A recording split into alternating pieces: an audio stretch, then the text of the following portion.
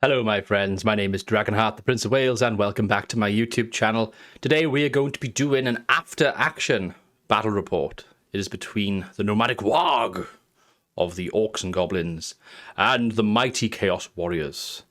So this is my first ever battle report. This is something that I want to do a bit more of on this channel.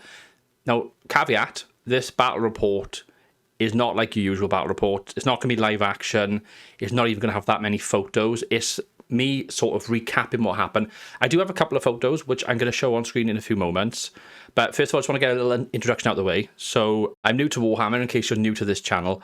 And tabletop gaming is something that I'm also very new to as well. I've played the Warhammer Total War games, but as far as playing on a table and with miniatures and stuff, that's something that's quite new to me. This battle today is my 8th battle overall, and it's also my first battle with the Orcs and Goblins. I've had 7 battles previously with my friend Paul, who's known online as Lord Rexasaur, and he's had most of those battles with Bretonnia and one with Skaven as well. He's also played Warhammer Fantasy back in the day. He's played a bit of Age of Sigmar, 40k, so he's quite experienced with tabletop, whereas I'm not that experienced. So I'm learning as I go along. Any tips or tricks or any help that you may be able to bestow upon me, or wisdom, that kind of stuff, please let me know in the comments section below. But without further ado, we're going to go and have a look at the armies. So if you watched my channel previously, you'll know this list already, but I'm going to quickly recap it for you from left to right. So on the left flank, you'll see but there we have a Black Orc Boar Chariot. It's 144 points. It has a great weapon, it has a 3+ armor, and it also has a standard bearer as well. This chariot is quite decent. I was surprised how decent it was in the battle. Next, on the hill just to the right-hand side of that chariot, we have 5 pesky little devils. They are the 5 Goblin Wolf Rider mobs. They are the chaff of the army. They are something I'm contemplating changing, but they are there just for the sort of points in the core, basically, because you've got to have 500 core points in your army. And having 2 units of these helps me get to 512 points. So I have one of these on the hill. You'll notice on the far right-hand side of the image above that I have 5 Goblin Wolf Riders there as well. And next to the Goblin Wolf Riders is also another unit of a Black Orc Boar Chariot. So I've got 2 Black Orc Boar Chariots and 2 Goblins on each flank. Then in the center, you'll see that we have a Orc Warboss on a Wyvern. This 287 points, has a great weapon, it has Troll Hide trousers, which I must say is a very, very good thing to have. The Troll Hide trousers, if I just bring it up here very, very quickly so I can read to you, it gives my armor value by 1, it increases it by 1. It also gives me a 5-up regen, which helps a lot it helped a little bit in this battle anyway. So he's on the Wyvern. Next to him we have a Giant, which is worth 200 points in the center, and then next to the Giant we have a Goblin Oddnob on a Great Wolf. They are next to that as well. And then you'll notice in the center we have a big block, a big Death Star block of Orc Boar Boys. There's 15 Boar Boys, but also there's a Orc Warboss in the front rank of that as well, which is a character which is separate, and he has a couple of unique things going. He has the Thinking Orcs At, which is a useful thing to have. It basically helps with the impetuosity, so you don't have to, you don't have to charge. You don't have to make that test. You just sort of charge at your own peril, I guess. So we got him there as well. And then next to the Boar Boys is sort of hidden in the image a little bit, but on the right hand side you will see, or you might just see, you've got a Black Orc Big Boss on a chariot, which is just to the right hand side, just below the wall where the building is. It's just sort of peeking out by there, and that's my army. I'm quite happy with how it turned out. And yeah, onto the Chaos Warriors. And to my friend Paul, or Lord Rexasaur, we have his army by here, which are the Warriors of Chaos, the Chaos Warriors. So he sent me his list by here, so I was going to read it very quickly. It doesn't have the items and stuff, so I do apologise for that. But it's a lot of stuff to remember, and it's my first time doing this, so bear with me. But we have a Chaos Lord on Manticore, which you'll see in the centre of this screen. We have a Sorcerer Lord on Chaos Steed, which is on the right-hand flank, just where the hill is on the right-hand side of the image there. We have 16 Chaos Warriors with shields, and we have 16 Chaos Warriors with additional hand weapons. So you'll see there's 2 blocks. There's one which is in front of the Manticore, and there's another block then behind sort of where the tree line is. So there his 2 blocks of Chaos Warriors. He has 15 Marauder Cavalry, which is what the Sorcerer Lord is joined onto on the hill on the right-hand side. He has a Chaos Chariot and a Gore-Beast Chariot. Both of these are far on the right-hand flank, hidden behind the tree on the hill, but they on the far right-hand side of the image. He has 3 Dragon Ogres, which are on the left-hand side, which I said to him look a little bit like Aquaman, like the colour scheme he's gone with, which I think look really cool, by the way. His colour schemes are fantastic in his army. So they're on the left-hand side, and then just next to them, they have a giant Chaos Spawn. So that is the entire army of Chaos and the entire army of the Nomadic Waaagh. So what I'm going to do now, I'm going to come back to the main screen by here, and I'm going to talk to you a little bit about what happened on each flank. So I'm going to do it basically left-hand flank, centre, right-hand flank, and then a quick recap at the end. While it's still quite fresh in my mind, it's Monday that I'm recording this. It's currently lunchtime. I'm working from home. I've been in meetings all morning. I've just been to the shop, had to post something, so I'm just cramming everything in as I can. So bear with me, but we'll be right back. Okay, so on the left flank, as you'll know, I had the Chariot and I had the Goblin Wolf Riders. The Goblin Wolf Riders were absolutely atrocious. They were on that hill. They got charged by his Chaos Spawn. His Chaos Spawn just took him out straight away. No contest, basically. He had his Dragon Ogres. They came up against my Chariot. My Chariot got the impact hits, gets the impact hits, but doesn't do any wounds. He's able to make his saves and stuff. And then basically he takes him out and takes the Chariot out in one fell swoop. So it's a win for him, very decisive win for him on the left flank. He then had control of the board that side of the battlefield. If we turn our attention to the right-hand flank of the battlefield... Actually, no, we'll go to the centre of the battlefield because that kind of links into the right-hand side. So, I have a unit of Orc Boarboys. It's a Death Star build. There's 15 of them. They've also got the Warlord, the Orc Boss, got it in the end, in the block as well. And I charge his Chaos Warriors. So, 16 Chaos Warriors. There's a big block of 16 boars. I go charging in, I get my impact hits. Now, I've got the Red Raggedy Flag, which gives me a +1 combat res, which is fantastic. I've also got the Choppers rule, I've got the Furious Charge rule, I've got all these different things. I got Big Guns, I got the Big Guns rule. So I basically annihilate the Chaos Warriors off the charge. I think I take out like 3 or 4 of them out of the 16. And then I have the Cavalry Spears, so it means that I get the extra kind of attack, so that the rank behind get extra sort of attacks in. And I'm rolling like 30-odd dice. It's like 30 dice. And just through sheer numbers, the number crunching of mass, I just completely win. So we have to redo it because we did make a mistake and we had to redo like the impact hits and stuff. But we got it done. And we were laughing about it. We were like, oh my god, that is so... Like, it's Chaos Warriors. They're not his strongest unit. They're quite weak, I think, in conjunction with the rest of his army. But charged in, knocked them over.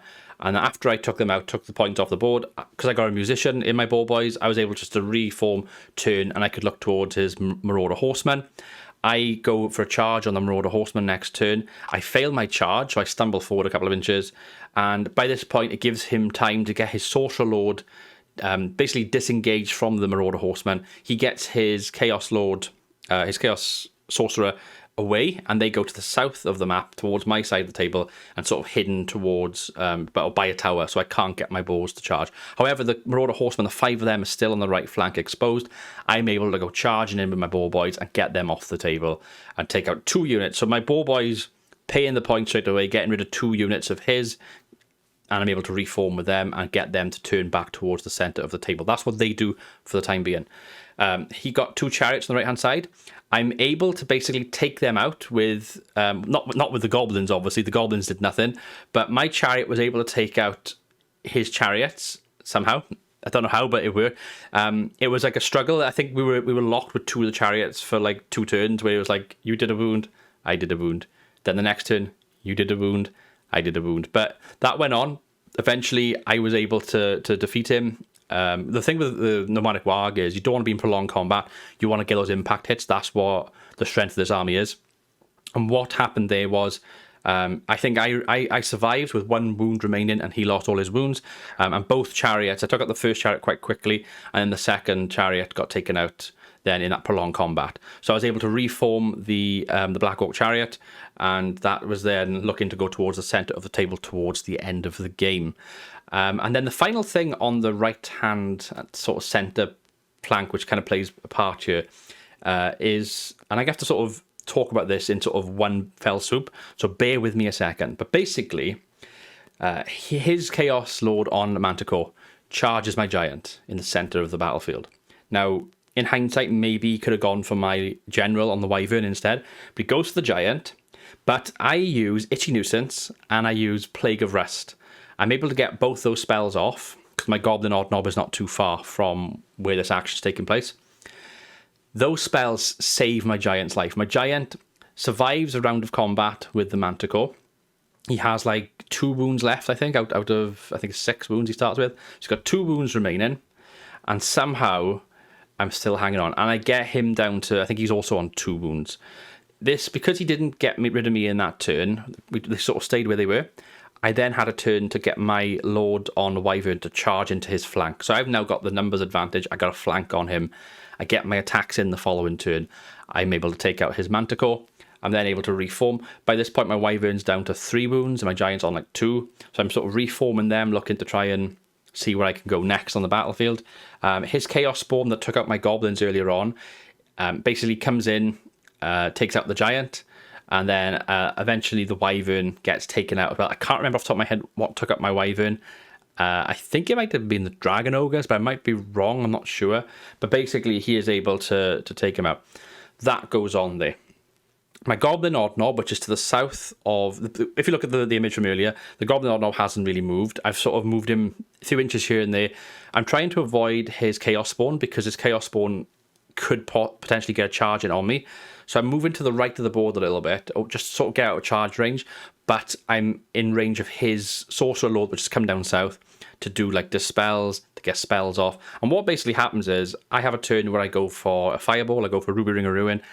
I don't get the spell off. The following turn, he gets Ruby Ring of Ruin off on my Odd Knob, and he kills my Odd Knob, because the Odd Knob's only got like 3 wounds. Taken out very, very quickly. Boom, he's gone. I can't use magic for the rest of the game. This was on like turn 4, I think. So a little bit disappointing, but not the end of the world. When it's Tomb Kings, you start crumbling and stuff, but because I'm not playing Tomb Kings, it doesn't really matter. So we carry on battling, and what happens then is where he's got his Sorcerer, where it's hidden behind the building on its own, I've got my Black Orc Big Boss on a Black Orc Chariot with a BSB. It's quite a beefy unit. I go charging towards his Sorcerer. Now, he puts up a Vortex, and I got to charge through the Vortex to get to the Sorcerer Lord. I take a wound, so I take damage, but the impact hits alone, I think it's D6 plus 1, and I end up getting like 4 or 5 wounds just off the impact hits. It's something ridiculous. I rolled really well, and the impact hits alone just killed the Sorcerer without me having to even go into like combat. Like I said, the impact hits mean so much in this army and matter so much. You want to be aggressive and just get in and charge things. Charge him, get rid of him. His Sorcerer's now gone, another high-tiered unit.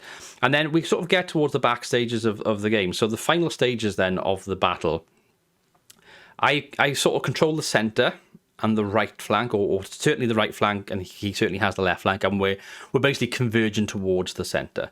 So he has 1 unit of Chaos Warriors left, he has his unit of Dragon Ogres, and he has his Chaos Spawn. His Chaos Spawn's only got 1 wound remaining. I've reformed my big block of Orc Boar Boys. I'm in charge range of the Chaos Warriors, and I'm also in charge range of the Chaos Spawn, but I'm out of charge range of the Dragon Ogres. You've kept them back a little bit. I've got them, but I've also got my Black Orc Big Boss, and I've also got a Black Orc Chariot that have reformed and are making their way towards the centre, but they're not really going to affect anything because they're too far away. They've taken control of the right-hand side of the table.